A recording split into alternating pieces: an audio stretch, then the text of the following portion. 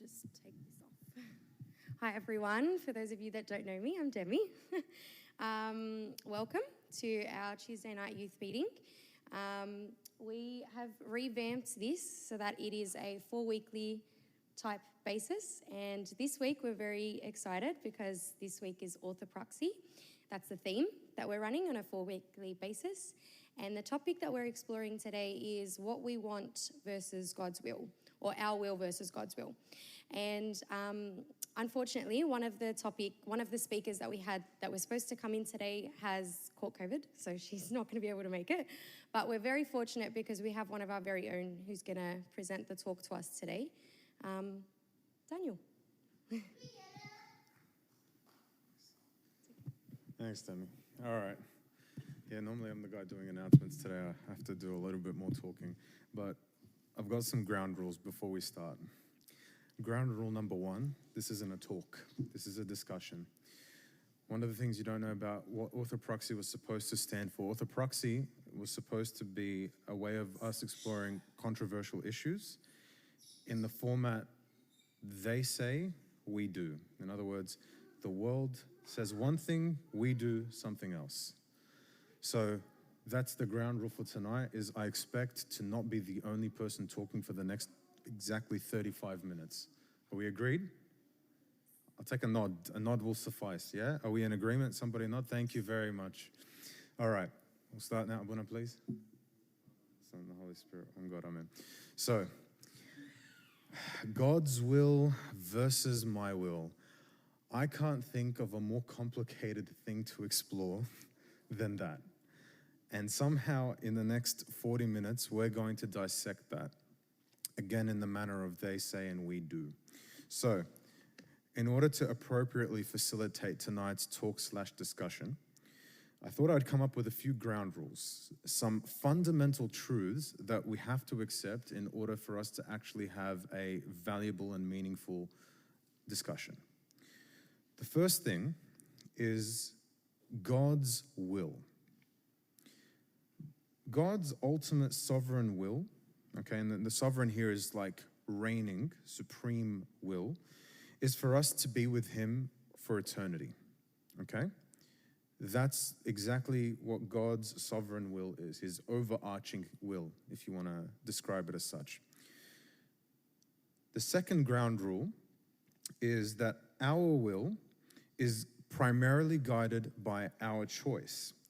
And our choice is exercised through our own free will, the free will that God gave us to act in whatever manner we chose, okay? The third ground rule for tonight's discussion is God's intervention can either be active or passive depending on the situation, primarily through our point of view. In other words, we will see God's interventions in the course of our lifetime as being either active, meaning he goes out of his way to do something miraculous or something that's amazing to us, or passive, where we find that God doesn't necessarily directly respond to our query, question, conundrum, problem, but chooses to, in a sense, go silent, and then we later find out the purpose behind that silence. In this intervention of God, this has to be within the bounds of two things: the exercise of our free will. So, God will not, create us, like he will not force us to do anything. But at the same time, he will make his plan known to us, and I will define that in a moment. The last thing, God is the ultimate author of life. He is the source of life, the creator of life, the administrator of life. If you don't understand that, the rest of this talk won't make a lot of sense to you. The rest of tonight's discussion will go all sorts of directions. So, from the beginning, God's ultimate will is for us to be with him for eternity.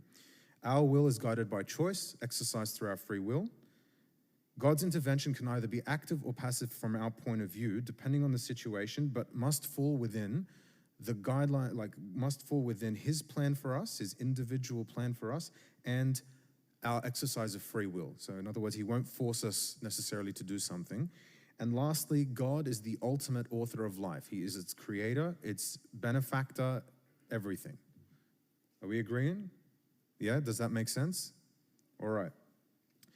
Now that we've done that, I'm going to take a step back and do something I very, very, very commonly do in most talks. We're going to set some definitions. Now we've laid the groundwork, we're going to set some definitions. So, two words often get interchanged with each other when we talk about the will of things. Will and desire. First question of the night. Is there a difference between will and desire? And if so, what do you think it is? I'm not going to do hands up and hands down, but I can do nods and I'll see you all. So who thinks that there is a difference between desire and will? Okay, so if we think that there might be a difference, what would that difference be? Yes? So I think, are you talking in terms of Christ's will or your individual will? I'm talking about the word in a vacuum. Put the word in a vacuum, what does it mean? So it basically a will is the person's decisions and intentions, and they're hoping for an outcome. Sure. So that's will. Yeah. And the other one you said? Desire. Desire. It's pretty much very similar. Yeah. It's very similar. That's but what desire is, what you would like to happen, or when I think about will, I think it's destiny. Sure. Okay. That's one way to like think it's about already it. written. I think desire is like It's pretty close, right? Certain events that you would like to take place. Sure. All right. Sarah, what did you want to say? I feel like will is what's meant for you, and desire is what you might want. So it might not be what's meant for you, but something that you might want. Okay. So one's like your destiny, what's going to happen for you, definitely, and one's more like one's a want, one's a need, kind of. Sure. Yeah, I agree. Anyone else want to have another stab at what they think might be different about? Louis.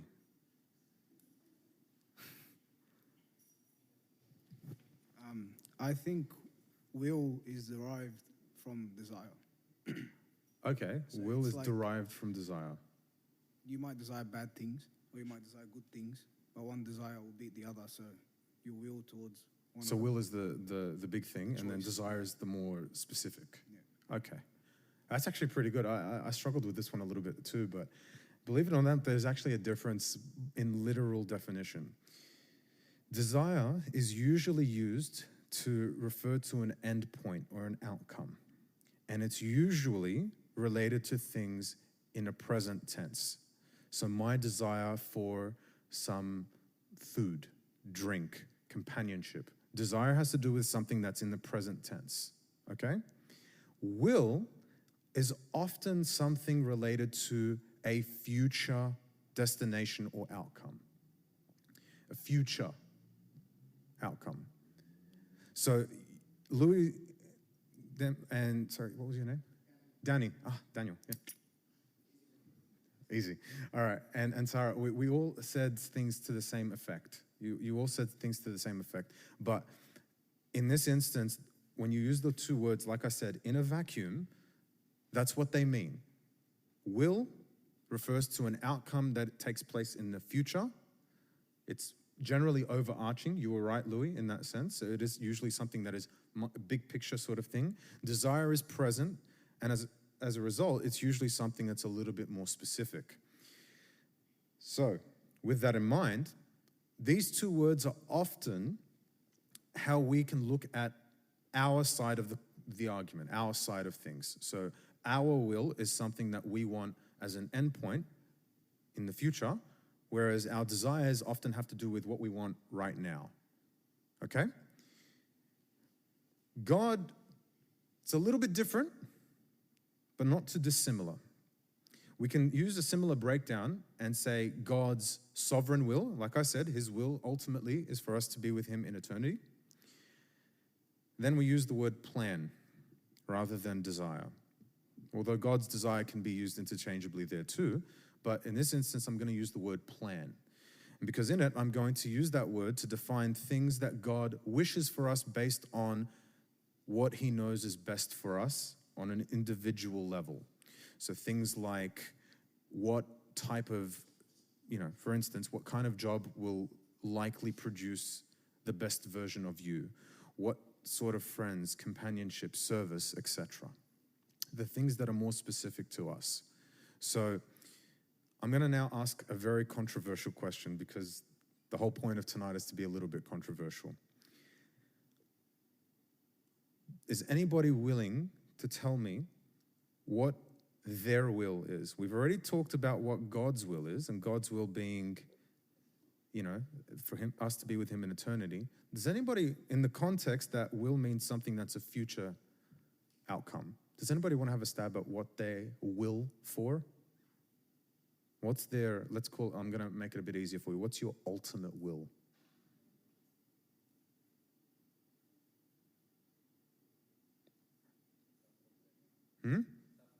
Danny, what's your ultimate will? For me? Yeah. It doesn't matter what happens in this life for me. All I really care about is ending up with him. How many people agree with that? That's a textbook answer. No, genuinely. No. But Yeah. Bas, Abuna, hang on. Just for clarification's sake, in fairness, this is very true. We do, in fact, want, at the very end of the day, if we can talk about things in an ideal sense, because will generally allows us to be idealistic, then yes, the ultimate will would be to be in heaven. How many people agree with that? Okay, cool. Let me now ask you a question. Is there a difference in that sense between your will and God's will?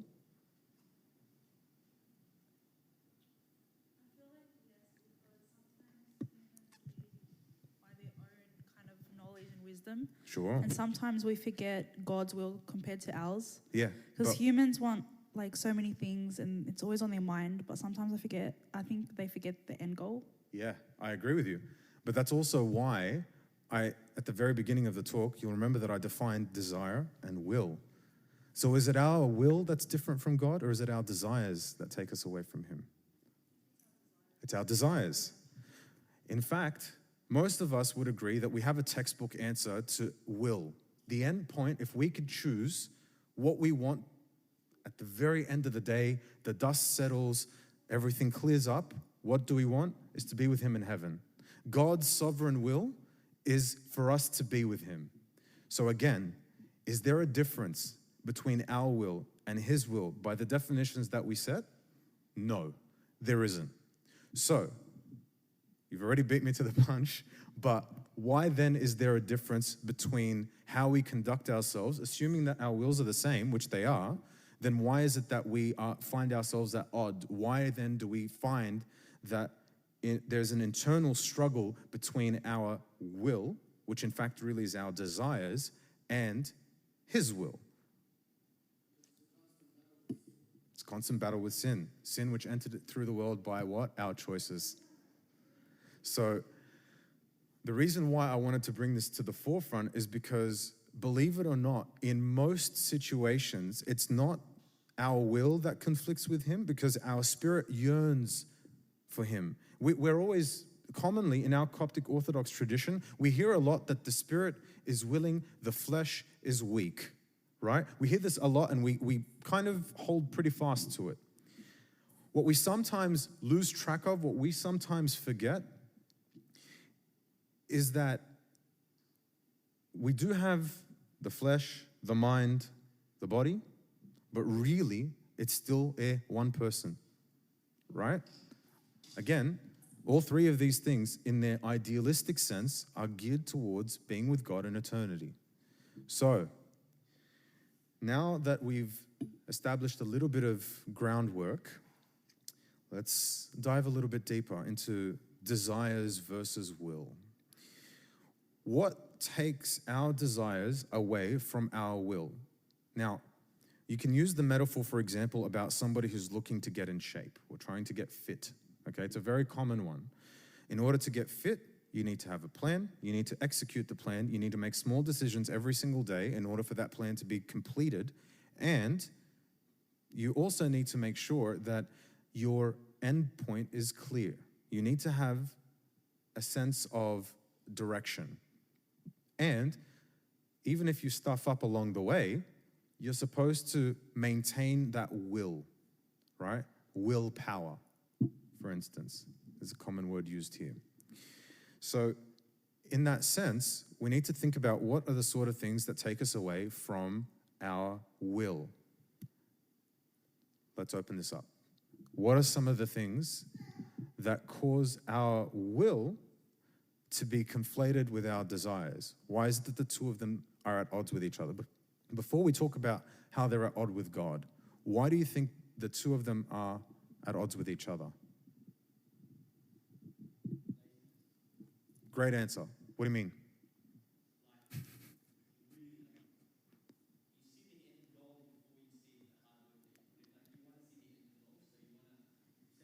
Like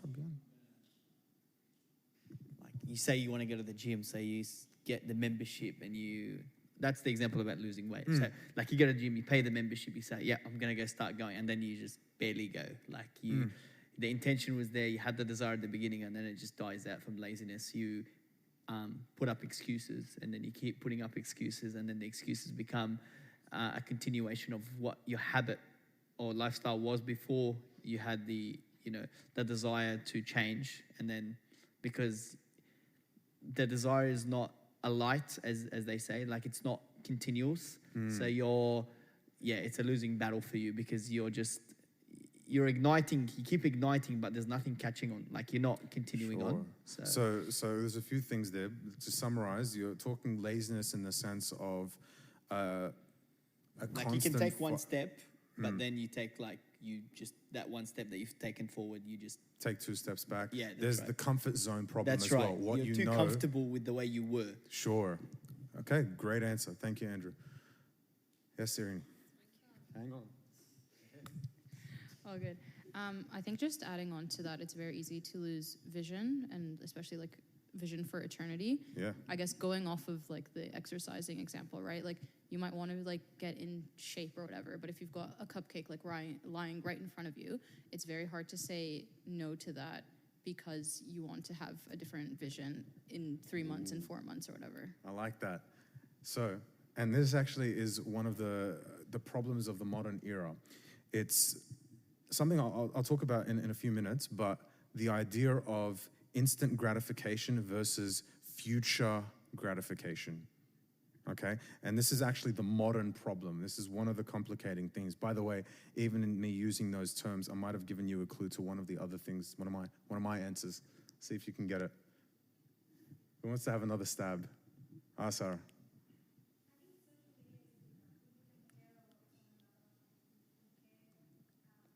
Wait. Thank you. Instead of comparing us, I think the correct thing to do is to compare yourself now to the person you may have been 2 days ago or 2 years ago. But I think nowadays we compare ourselves to external people, external factors. And I think that has a big impact on our will. Yes, comparisons to the external. And I'm going to go a little bit more specific and say with the world specifically, all right? We had some really good answers. Does anybody want to have one more crack? By the way, that was the answer I had in mind, just so we're clear. You also had my answer in mind. The same with you, Andrew. You all said everything I had in my notes, so this is going to be very short. Yes, anyone else? Rob?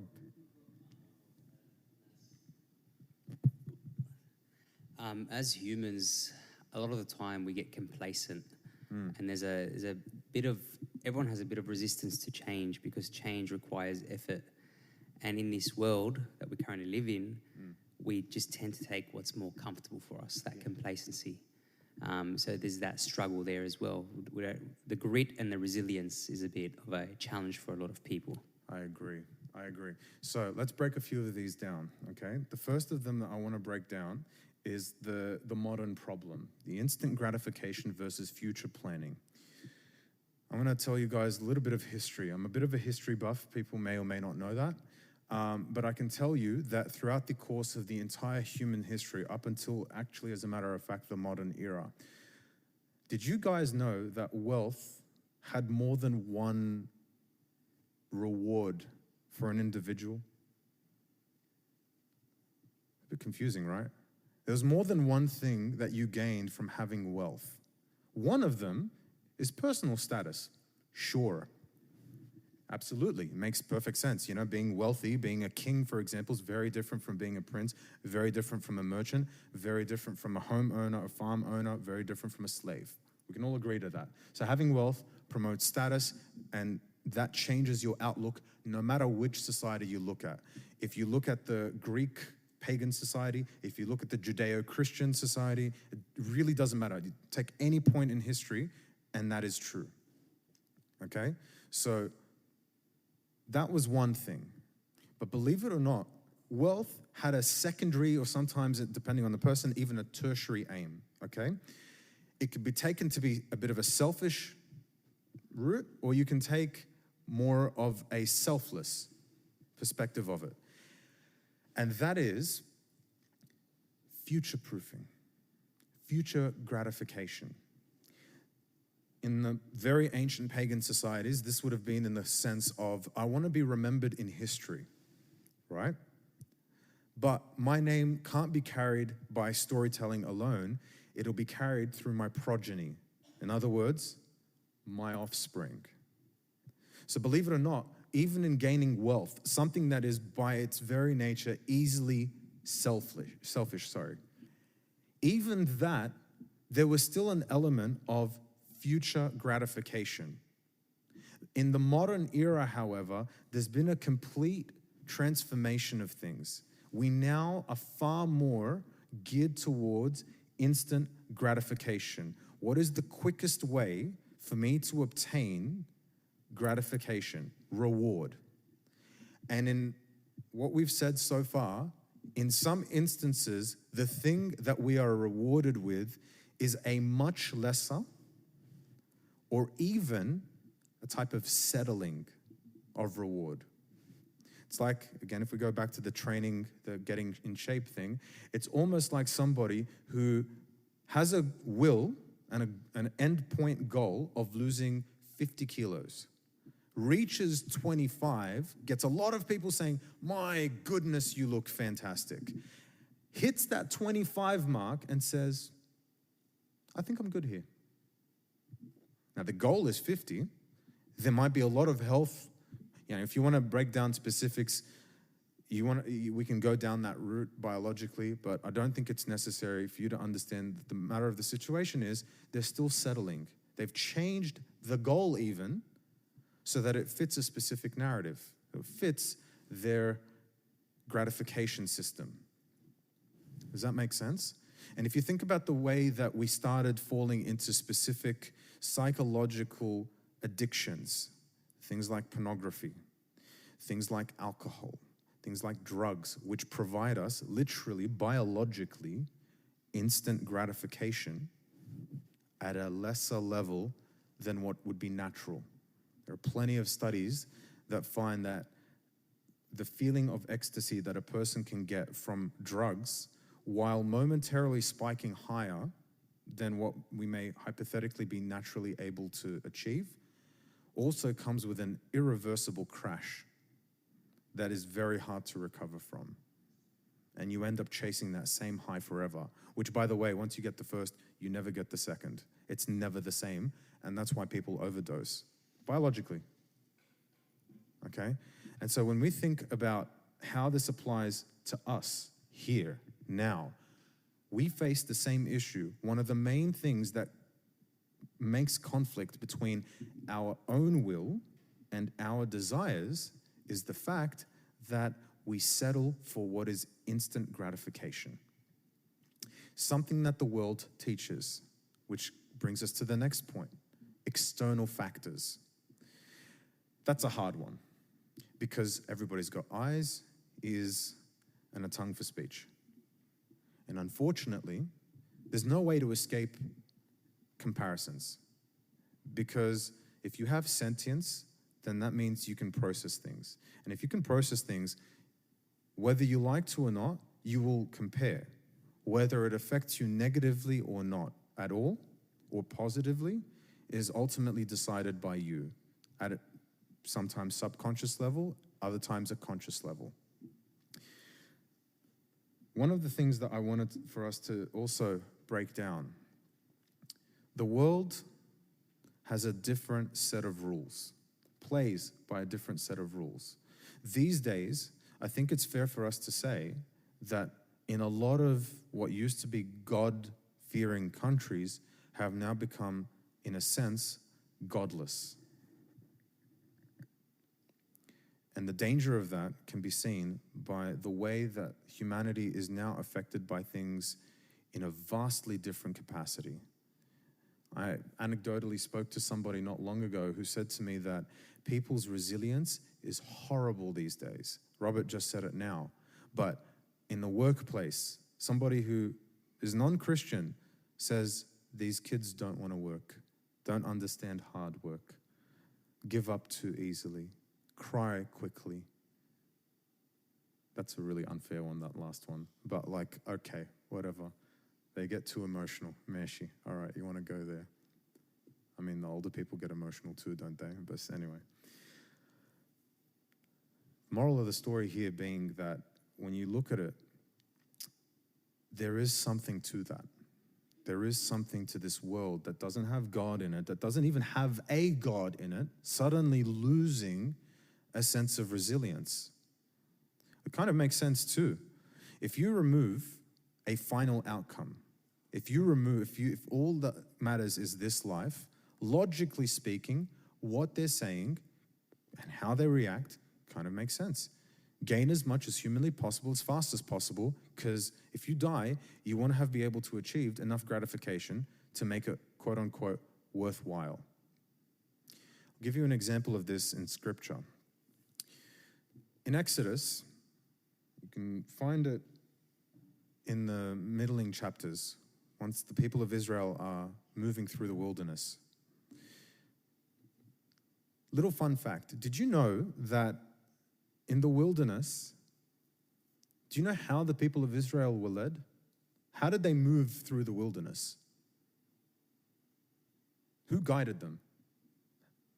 God. Do you know how? Pillar of fire by night. Correct. Now, this pillar of cloud or pillar of light and pillar of fire, when did that start happening? Did it happen after they sinned or before? Do you guys know? It did happen before. It happened when the Red Sea parted. That's when which by extension means when they complained every time, God was in the midst of that camp hearing every complaint. Can you imagine if all of us right now, like, okay, I'm being a little bit extra about this, sorry. But if we had a pillar of light above us right now, would any of us really complain?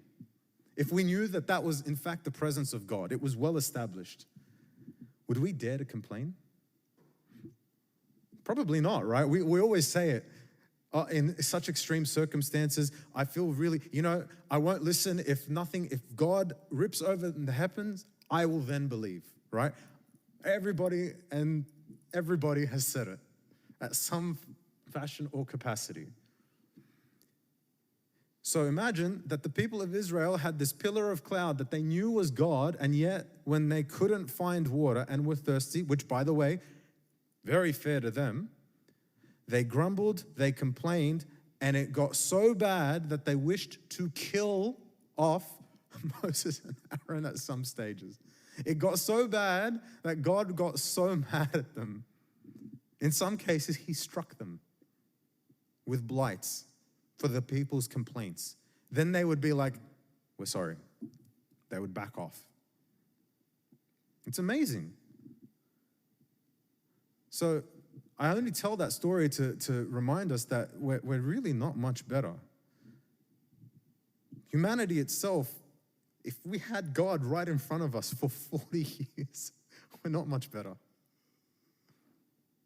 We have the Holy Eucharist, his body, his blood, available to us now in the Lenten period. I believe it's 2-3 masses now a day. At least 3 masses a day. in more than one church. Access has never been easier.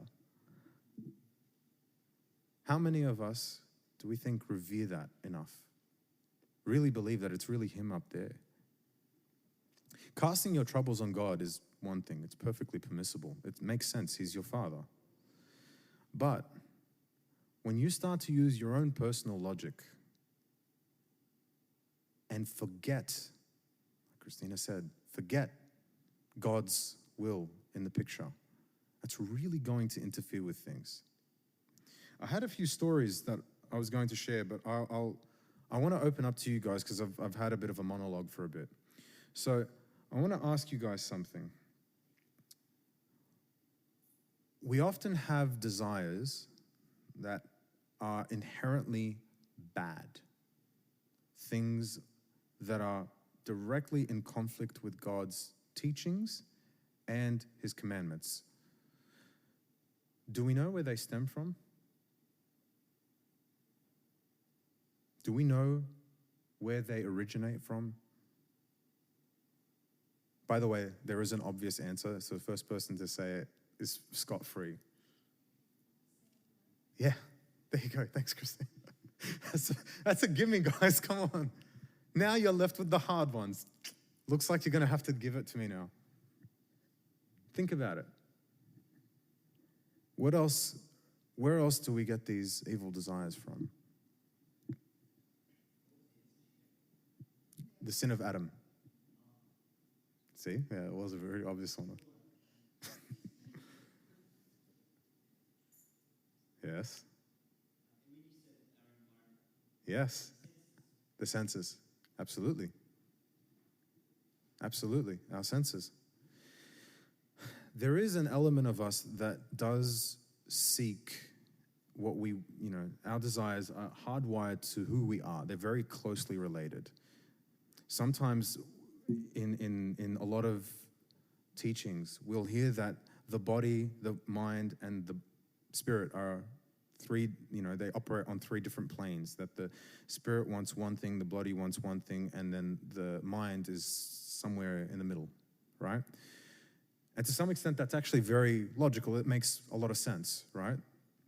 Because often our flesh is biologically hardwired for survival, for things that, make us feel good and keep us alive.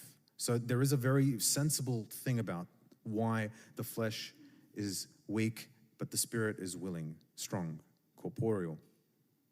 Or actually incorporeal, but that's fine. We then have the mind that lies somewhere in the middle. The mind is, you can think of it as the conscious mind. If you want to be extra psychological, Freud kind of got one thing right. In the unconscious mind, the conscious mind, and then the subconscious mind. Without complicating again, bringing it back, we know that our desires take us away a little bit. So the question then comes, how do we change that?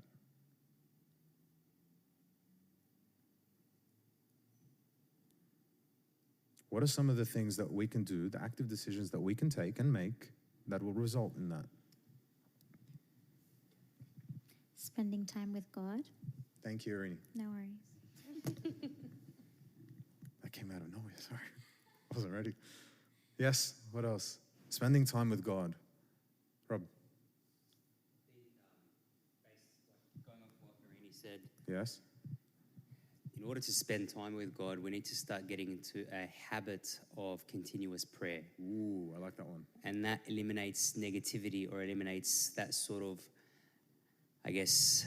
mind to sort of wander off into how can I escape my reality? What external factors can I go into that will help me deal or cope with, the burdens of life? So if we start to substitute that external factor, which gives us instant gratification, with continuous prayer, we then start to eliminate the negativity and the ability for Satan to sort of interject in a way.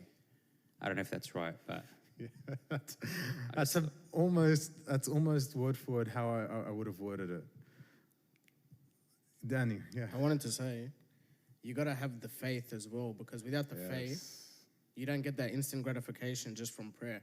Because when you turn to something else, like say social media, you get that gratification. But if you close your door and you pray to God, you don't feel it straight away unless you've been doing it for a prolonged period of time. And that's what the issue is. So if you don't have that faith, then that's what creates the obstacle, in my opinion. It's a very valid opinion. Anyway, Also reminding yourself that you can't do it alone, and always going back to God for that to change your mind and change your perspective and change your goals. absolutely. Oh, God, I love these answers. Give me more. Aywa, Sidi.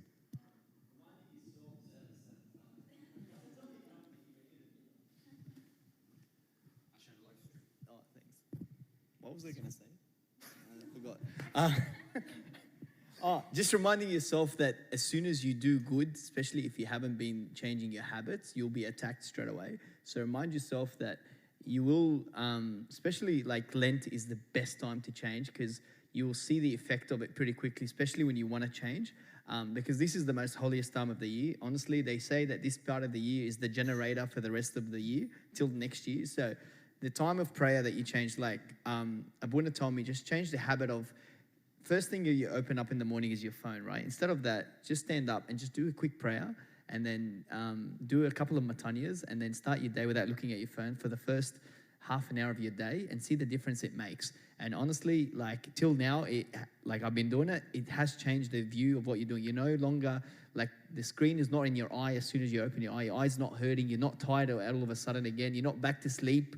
Because you've looked at the screen, your eyes have been strained because for so long, because you've been asleep and then you've just opened your eyes to such bright light. So like changing stuff like that, little tweaks in your life, it makes a big difference.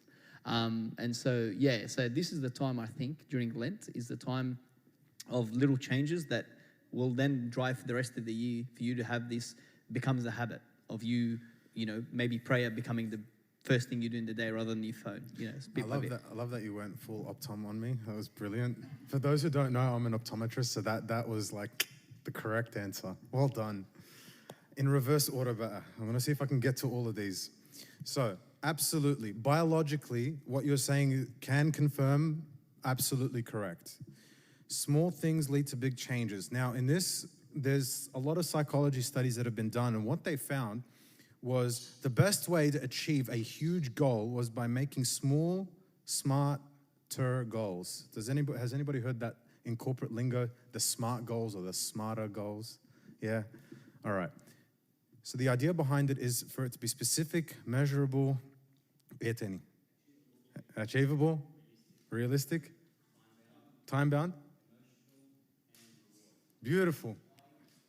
Emotional and rewarding. That's why it's smarter, not just smart. Thank you. Now, what they found is that if you made small goals, there is actually a momentum of change that takes place.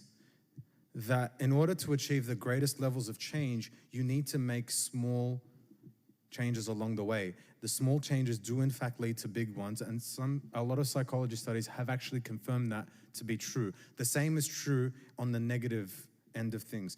The two curves are actually nearly a mirror of each other. The slow is actually technically a little bit faster. The positive is a little bit slower, but both curves have the same shape. In terms of how we have a tendency to lose sight of things and how we need to rely on faith, I'm going to give you guys a story now that's in the scripture, and I'll be short. I am wrapping up soon. Twice in the Bible, it's mentioned that Jesus calms a storm. In one instance, he walked on water. In the other instance, he was already in the boat and was asleep. God's miracles are amazing in and of themselves. The apostles and the disciples bearing witness to them must have been something beyond magnificent. But twice he did exactly the same thing, calmed the storm. We can metaphorically look at this and say that in one instance, God is with us. In one instance, God comes to us. On the first incident, when God was with them, "O you of little faith, why did you doubt?" The second time, God's in the boat. The storm comes. The boat's being thrashed. They're going to sink. Christ is asleep. But he's in the boat. But he's asleep. Wake him up. Do you not care that we're going to die? They know, somehow they inherently knew he could do something. They knew. Why else would they look to him? Then he stands up, commands the seas to be still, and then they are still. In the second instance, and this is probably one of my favorite stories, the walking on water story, comes to them during the night, the fourth watch of the night, which is like we're approaching the wee hours of the morning now. The boat's being thrashed. Again, they're going to sink. Where is God? God's not with us this time. What are we going to do? They're experienced fishermen. They know how to deal with this stuff, but even still, the boat's being thrashed. What are we going to do? Jesus walks to them on the water. Only one disciple had that little bit of faith, a bit more than the rest. Let me come to you. So he walks on the water. Jesus says, Peter, come. Now, in something like this, it's a very ethereal image. You can almost picture it. Peter never took his eyes off of Christ. He thinks he's seeing a ghost. He wants to make sure it's Christ. Do you think the storm matters at that point? No. He walks on the water, and then the storm gets louder. All of a sudden, there's a storm.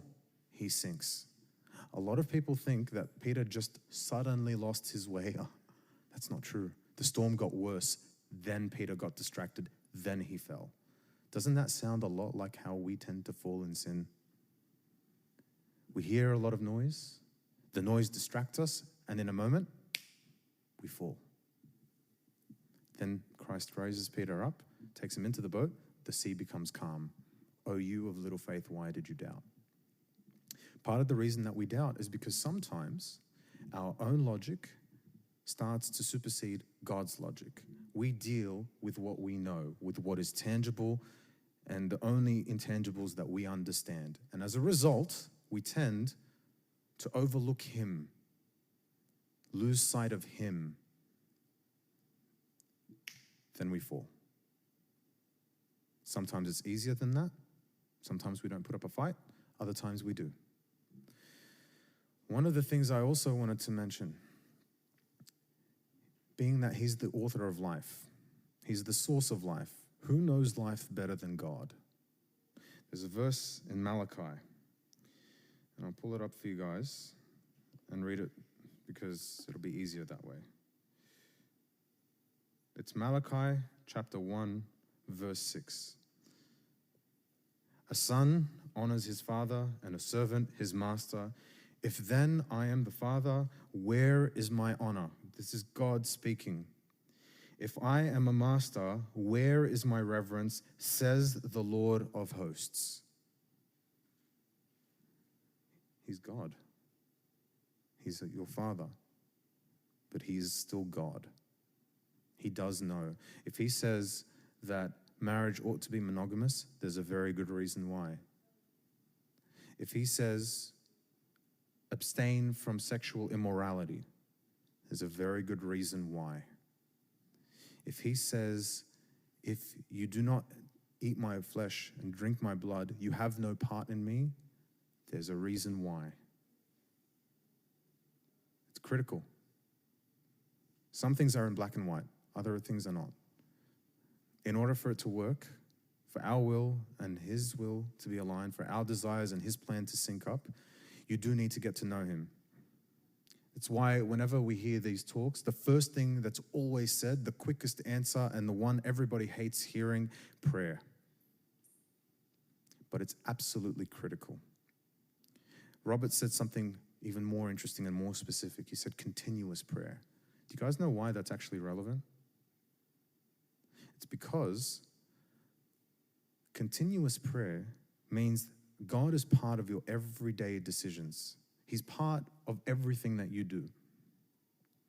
You take him with him where you go. We hear this a lot. Even in Sunday school, we were taught, take God with you where you go. If you're going to go into a bad place, you walk in and pretend that Jesus is walking in with you. Would you want God to be there with you? When in reality, we really need to be carrying him through every single decision that we make. By doing so, you're no longer doing things on your own. Now you're doing it in partnership with God. Suddenly, between the continuous prayer, which means you're spending time with him, which means you're getting to know him, which means his will becomes clearer to you. Small things lead to big changes. Does that make sense? Lastly, the world. It's very important to remember, one of the things that distracts our desires is that the world tells us, get what you can, get it now.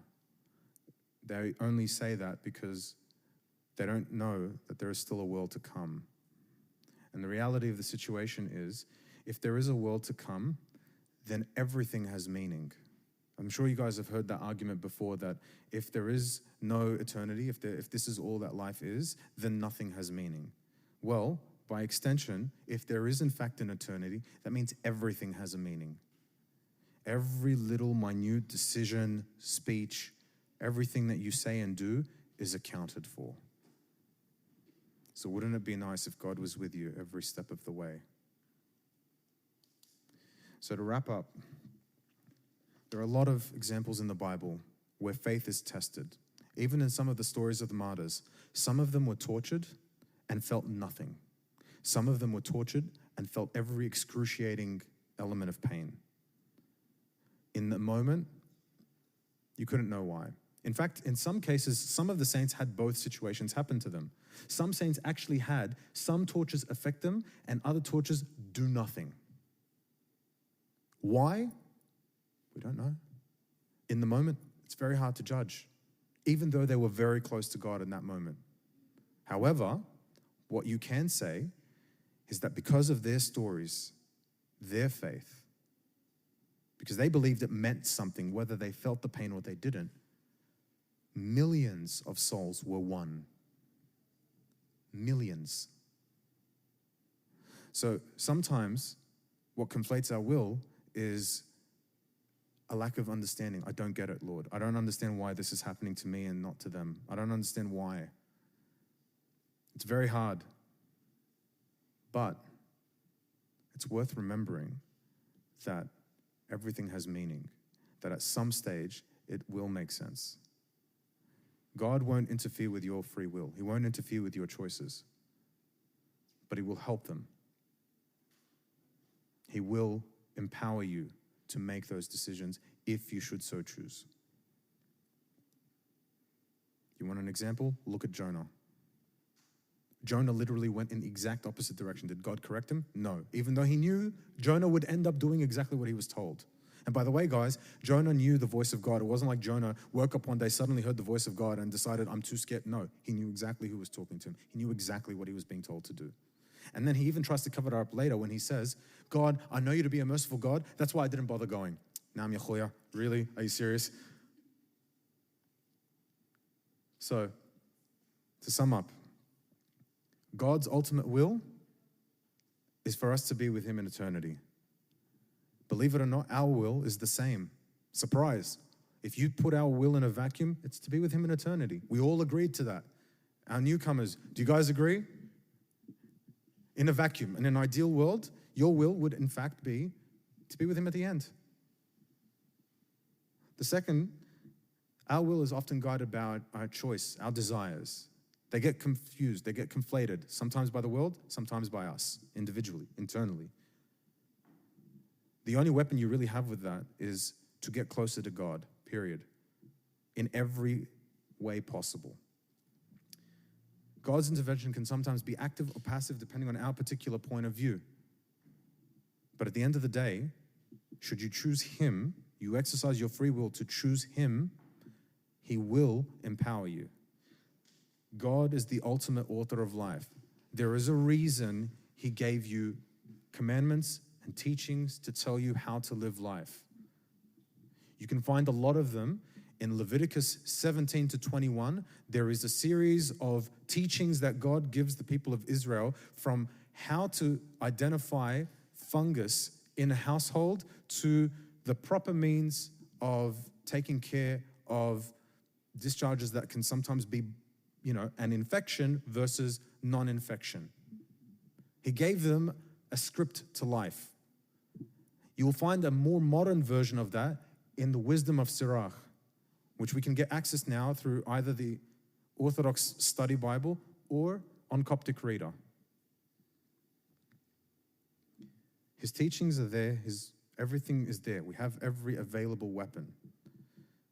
Ultimately, it's a choice, and that choice can and should be guided by faith. You have faith if it means something, if it's genuine, even momentary, if it hits the point of genuineness. Be assured, God is a God of promises. He will not break that, even if we do. And glory be to God. Amen. No, there's no questions. I'm not doing it. Any questions, guys? Yeah, we got a question.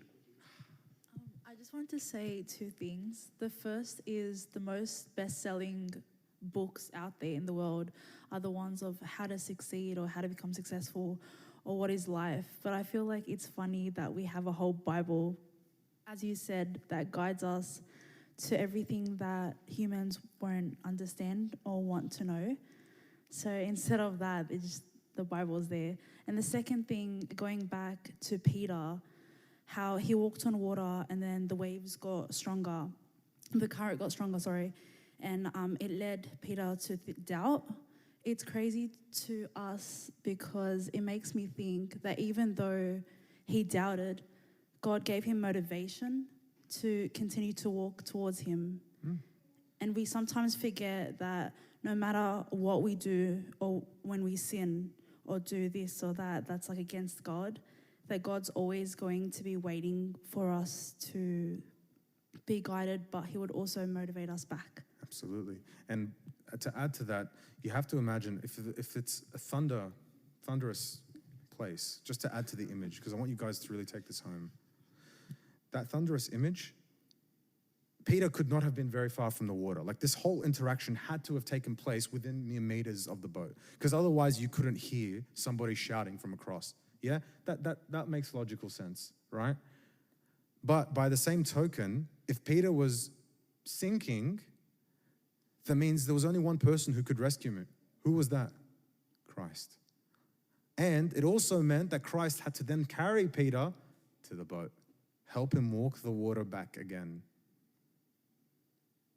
So, choices matter. Belief matters. It can waver, but you can always come back.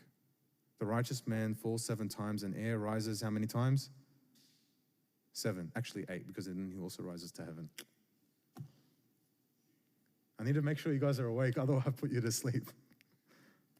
Any other questions, queries, conundrums? Enough synonyms? I think kafaya. All right, glory be to God forever. Amen.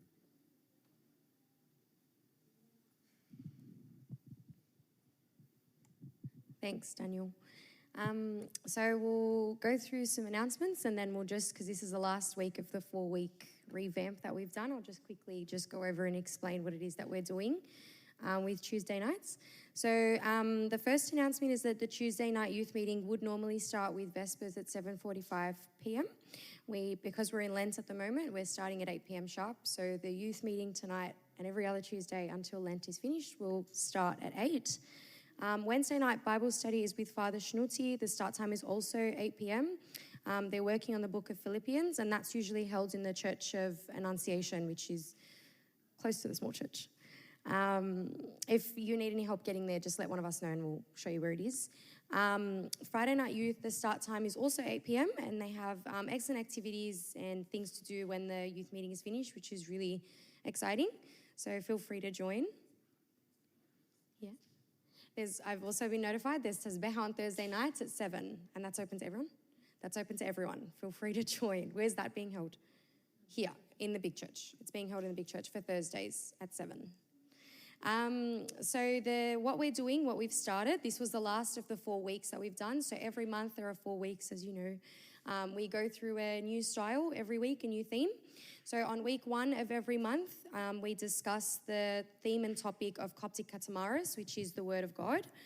On week 2, we're discussing Orthodox ethics or ethical life, where we discuss all the ethical things that could happen within Orthodoxy and outside of it.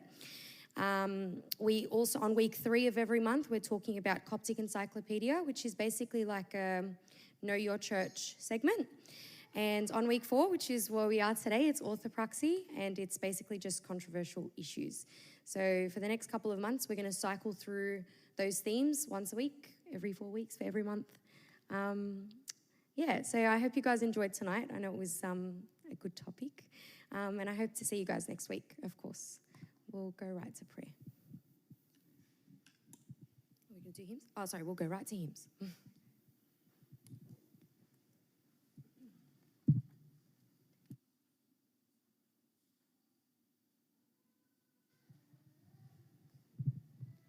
You are the words to the music. You are the song that I sing. You are the melody. You are the harmony. It's to your name that I sing. You are my mighty God. You are the Lord of lords. You are the King of all kings. And now I return to you, the song you gave to me. You are the song that I sing. In the name of the Father, and the Son, and the Holy Spirit, one amen. We thank you, dear Lord, for giving us the freedom to choose to follow or not. For giving us, Lord, the free will, because you created us in your image and likeness. And a very important aspect of that image and likeness is free will. But unfortunately, Lord, we sometimes use that against you. We exercise our free will and to go against what you wanted us to do.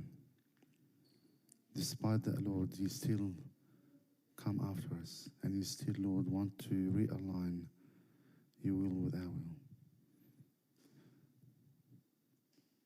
It may sound very complicated and we are confused where to start from. But help us to understand that it's very simple. It all starts with a personal relationship with you. Once we know you on a personal level, then everything becomes easy. Then we'll follow you. Then we know what you like. And we'll see that our will automatically align with your will. We'll see our image, our original image that you created us in, Lord, becoming clearer every day as we come closer to you.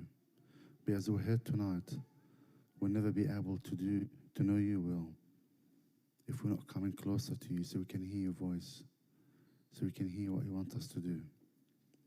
Help us to start by humbling ourselves and ask you to increase our faith and to trust in you more than we trust ourselves.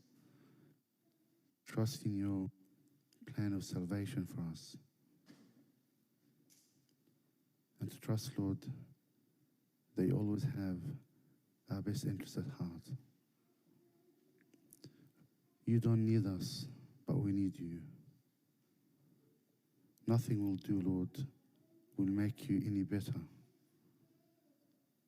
But everything we do towards you, Lord, will make us come closer to the original image that you created us in. We ask you to give us the wisdom to help us to discern what is moving towards your will. The world outside is very noisy and trying to distract us every day. Help us to focus on the truth and not to follow the lies. Not to fall for the attractiveness, not to fall for all the noise and all the things that are distracting us, but to focus, to follow you, the truth, the way, and life.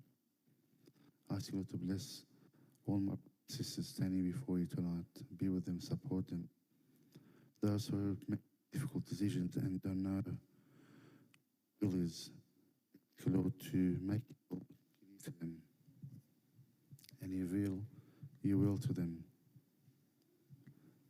Help us during this special time of year, the Holy Great Fast, to use the spiritual tools that the church gave us through fasting and prayer and every other thing, Lord, to help us clarify your voice